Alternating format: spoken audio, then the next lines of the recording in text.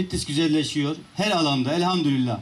Sağlığında, eğitiminde, ulaşımında, sanayisinde, istihdamında.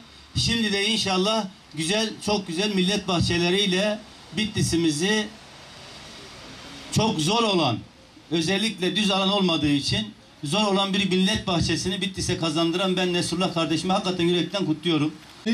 İsrail'in soykırımını lanetleyerek sözlerime başlamak istiyorum. Bu mübarek günde, bu mübarek saatlerde bebekleri katleden, masum insanları katleden, sivilleri katleden ve bunu bütün dünyanın gözü önünde yapan soykırımcı İsrail devletini kınıyoruz, lanetliyoruz.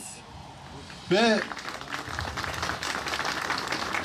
orada büyük bir mücadele veren Filistinli kardeşlerimize de buradan selam gönderiyoruz. Rabbim onların yar ve yardımcısı olsun inşallah.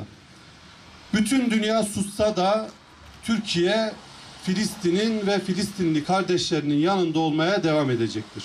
7'den 70'e, kadından erkeğe, gencinden yaşlısına herkesin ihtiyaç duyduğu alanlardır.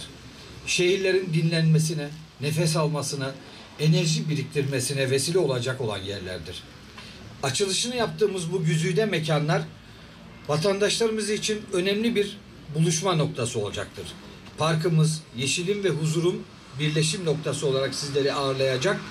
Camimiz ise manevi değerleri ön planda tutarak günlük hayatımıza anlam katacaktır.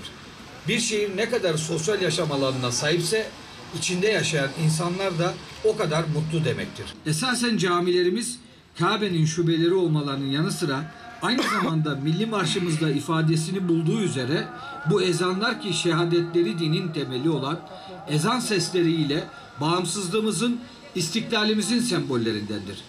Nitekim camiler minareleriyle sadece şehirlerin, köylerin ufkunda görünen bir silüet değil, o beldenin kimliğinin en önemli göstergesidir.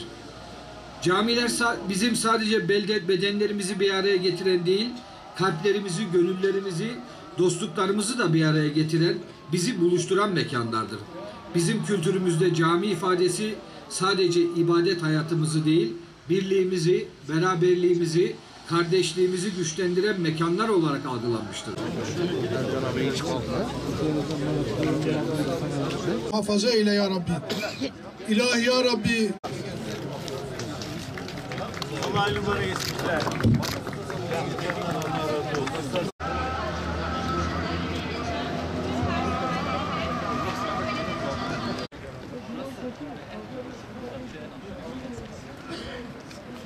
Vallahi yok, ben kaçtım.